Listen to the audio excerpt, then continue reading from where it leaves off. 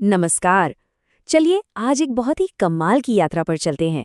एक ऐसी दुनिया में जो हमारी आंखों से तो नहीं दिखती पर हर जिंदा चीज की बुनियाद है। हम बात कर रहे हैं एक छोटे से हलचल भरे शहर की, जिसका नाम है कोशिका। तो चलिए सीधे एक सवाल से शुरू करते हैं। दुनिया की सबसे बड़ी व्हेल और सबसे छोटे बैक्टीरिया में आखिर क्या कॉमन है? सोचिए, एक इतना बड़ा, दूसरा इतना छोटा कि दिखता भी नहीं। दोनों की दुनिया कितनी अलग है ना? पर फिर भी दोनों एक बहुत ही बुनियादी लेवल पर जुड़े हुए हैं। और वो कनेक्शन है कोशिका। जी हाँ, जिंदगी की हर एक इकाई, चाहे वो कितनी भी बड़ी हो या छोटी, इन्हीं कमाल के बिल्डिंग ब्लॉक से बनी है। कह सकते हैं कि ये जिंदगी का यूनिवर्सल डिजाइन है। लेकिन सवाल ये है कि इस अनदेखी दुनिया के बारे में हमें पता कैसे चला? भाई, ये कोई एक दिन की बात नहीं थी। ये खोज की एक ऐसी कहानी है जो सदियों तक चली। कहानी उन वैज्ञानिकों की जिन्होंने माइक्रोस्कोप की मदद से उस दुनिया में झांकने की हिम्मत की जो हमारी नंगी आंखों से ओझल थी। तो कहानी शुरू होती है 1665 में रॉबर्ट हुक से। उन्होंने कॉक के एक पतले टुकड़े में मधुमक्खी के छत्ते जैसी छोटी छोटी संरचनाएं देखीं और उन्हें नाम दिया सेल। इसके ठीक बाद 1674 में ल्यूवेनहॉक ने पहली बार तालाब के पानी में जिंदा कोशिकाओं को हरकत करते देखा। फिर एक लंबी छलांग लगती है। करीब 150 साल बाद 1831 में रॉबर्ट ब्राउन ने कोशिका के अंदर एक और अहम चीज खोजी, केंद्रक यानी न्यूक्लियस। और फिर 1839 में श्लाइडन और श्वान ने एक बहुत बड़ा आइडिया सामने रखा कि सारे पेड़ पौधे और जानवर सब के सब कोशिकाओं से ही बने हैं। लेकिन इस पहेली का सबसे जरूरी टुकड़ा आया 1855 में। रुडोल्फ विर्चो ने एक लाइन कही जिसने सब कुछ बदल दिया। ओमनी सेलुला ए सेलुला, मतलब हर नई कोशिका एक पुरानी पहले से मौजूद कोशिका से ही बनती है। ये उस समय के लिए एक क्रांतिकारी विचार था, वाकई। और बस इसी के साथ सेल थियरी यानी कोशिका सिद्धांत के 3 पिलर्स पूरे हो गए। और यही सिद्धांत आज भी बायोलॉजी की बुनियाद है। पहला, हर जिंदा चीज कोशिकाओं से बनी है। दूसरा, कोशिका ही जीवन की सबसे बुनियादी इकाई है। और तीसरा, हर कोशिका एक पुरानी कोशिका से ही जन्म लेती है। ठीक है, तो अब ये तो साफ है कि जिंदगी कोशिकाओं से बनी है, पर क्या सारी कोशिकाएं एक जैसी होती हैं? बिल्कुल नहीं। कुदरत ने मोटे तौर पर 2 तरह के डिजाइन बनाए हैं, एक बहुत ही सरल और दूसरा काफी कॉम्प्लेक्स। ये डिजाइन है प्रोकैरियोटिक और यूकैरियोटिक कोशिकाएं। अब इनमें मेन फर्क क्या है? फर्क है ऑर्गेनाइजेशन का। सोचिए, प्रोकैरियोटिक कोशिका एक ऐसा कमरा है जिसमें सारा सामान बस एक कोने में पड़ा है। मतलब इसका जेनेटिक मटेरियल एक न्यूक्लियोइड नाम के एरिया में ऐसे ही तैरता रहता है, कोई बाउंड्री नहीं। वहीं दूसरी तरफ यूकैरियोटिक कोशिका एक ऑर्गेनाइज्ड घर जैसी है। यहाँ जेनेटिक मटेरियल यानी डीएनए एक मजबूत कमरे यानी न्यूक्लियस के अंदर सुरक्षित बंद होता है। और घर में जैसे अलग अलग कमरे होते हैं, वैसे ही इसमें कई छोटे छोटे कंपार्टमेंट्स होते हैं जिन्हें ऑर्गेनेले कहते हैं। साइज की बात करें तो एक टिपिकल प्रोकैरियोटिक कोशिका, जैसे कोई बैक्टीरिया, बहुत ही छोटी होती है, आमतौर पर बस 1 से 10 माइक्रोमीटर के बीच। और अब जरा इसकी तुलना यूकैरियोटिक कोशिकाओं से कीजिए, जैसे कि हमारी अपनी कोशिकाएं। ये काफी बड़ी होती हैं, 5 से लेकर 100 माइक्रोमीटर तक। और ये साइज का फर्क ही बताता है कि इनके अंदर कितनी ज्यादा कॉम्प्लेक्सिटी भरी हुई है। तो इसी कॉम्प्लेक्सिटी को और करीब से समझने के लिए क्यों ना एक यूकैरियोटिक कोशिका के अंदर का एक टूर लिया जाए। चलिए इसे एक चलते फिरते हलचल भरे शहर की तरह देखते हैं। एक ऐसा शहर जहां अलग अलग डिपार्टमेंट हैं, अपना इंफ्रास्ट्रक्चर है और सब मिलकर काम कर रहे हैं। तो ये रहा हमारे टूर का प्लान।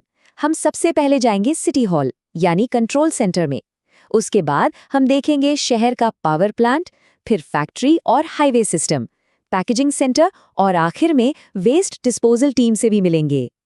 तो हमारा पहला स्टॉप है न्यूक्लियस यानी कोशिका का सिटी हॉल। शहर के सारे ब्लूप्रिंट्स मतलब डीएनए जो क्रोमोसोम में पैक रहता है, वो यहीं रखा है। यहीं से कोशिका की हर एक एक्टिविटी को कंट्रोल और डायरेक्ट किया जाता है। अब चलते हैं शहर के पावर प्लांट्स की तरफ। माइटोकॉन्ड्रिया, इन्हें कोशिका का पावर हाउस भी कहते हैं। ये कमाल के ऑर्गेनेल खाने से एनर्जी निकालकर उसे एटीपी नाम की एक यूजेबल फॉर्म में बदलते हैं। ये एटीपी ही वो एनर्जी करेंसी है जिससे कोशिका के सारे काम चलते हैं। चलिए अब देखते हैं एंडोप्लाज्मिक रेटिकुलम या शॉर्ट में ईआर को। इसे आप कोशिका की फैक्ट्री और हाईवे दोनों कह सकते हैं। इसका जो रफ हिस्सा है वो प्रोटीन बनाता है और जो स्मूथ हिस्सा है वो लिपिड्स। और ये पूरा नेटवर्क बने हुए माल को पूरे शहर में जहां भी जरूरत हो वहां तक पहुंचाता है। अच्छा, जब फैक्ट्री में माल बन जाता है तो उसे भेजा जाता है शहर के पोस्ट ऑफिस में, यानी गोल्जी अपैरेटस के पास।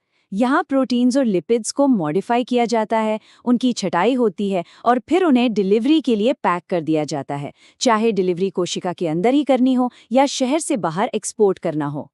अब देखिए, हर अच्छे शहर को एक वेस्ट मैनेजमेंट सिस्टम तो चाहिए ही। कोशिका में ये काम करते हैं लाइसोसोम। इनके अंदर बहुत पावरफुल एंजाइम्स होते हैं जो कचरे को तोड़कर चीजों को रिसाइकिल करते हैं। मजेदार बात यह है कि इन्हें कभी-कभी सुसाइड बैग भी कहते हैं। ऐसा इसलिए क्योंकि अगर कोशिका डैमेज हो जाए तो ये फटकर पूरी कोशिका को ही पचा सकते हैं। तो हमने शहर के अंदर का कामकाज तो देख लिया, पर यह शहर बाहर की दुनिया से कैसे डील करता है?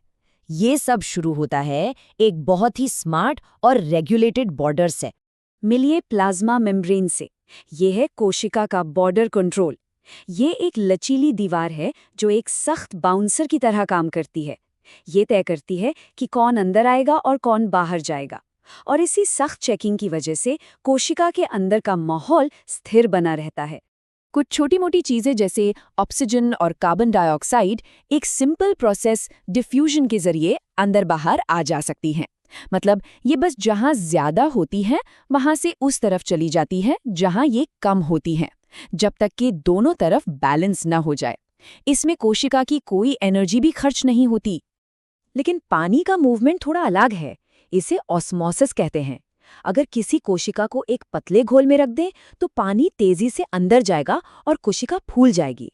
और अगर उसे एक गाढ़े घोल में डाल दें तो पानी बाहर निकल जाएगा और कोशिका सिकुड़ जाएगी। यहाँ भी सारा खेल बैलेंस बनाने का ही है। चलिए अब थोड़ा जूम आउट करते हैं। हमने ये तो देख लिया कि एक अकेली कोशिका भी कितनी कॉम्प्लेक्स हो सकती है, लेकिन जिंदगी दो तरह की होती है। एक है यूनिसेल्युलर यानी एक कोशिकीय, जहां एक ही कोशिका सारे काम करती है, और दूसरी है मल्टीसेल्युलर यानी बहुकोशिकीय, जहां करोड़ों कोशिकाएं एक टीम की तरह मिलकर काम करती हैं। यूनिसेल्युलर जीव जैसे बैक्टीरिया या अमीबा एक सिटी स्टेट की तरह हैं। मतलब एक ही यूनिट है जो पूरी तरह से आत्मनिर्भर है। वहीं मल्टी सेल्युलर जीवों में, जैसे कि हम इंसान, ये शहरों के एक देश जैसा है। यहाँ हर कोशिका का एक खास काम होता है। इसी को कहते हैं डिवीजन ऑफ लेबर यानी श्रम विभाजन। दिल की कोशिकाएं खून पंप करती हैं, दिमाग की कोशिकाएं सिग्नल भेजती हैं, सब मिलकर काम करते हैं। और यही स्पेशलाइजेशन हमें इतना कॉम्प्लेक्स बनाता है। और यहीं पर आके हम एक बहुत ही हैरान कर देने वाले विचार पर रुकते हैं। हर इंसान, हर जानवर, हर पेड़, हम सब अपनी जिंदगी की शुरुआत सिर्फ एक कोशिका के रूप में करते हैं। तो ये बात इन छोटे छोटे शहरों की ताकत के बारे में क्या बताती है? ये बताती है कि संगठन में, स्पेशलाइजेशन में और उस अविश्वसनीय कॉम्प्लेक्सिटी में कितनी शक्ति है जो इतने छोटे से पैमाने पर शुरू होती है।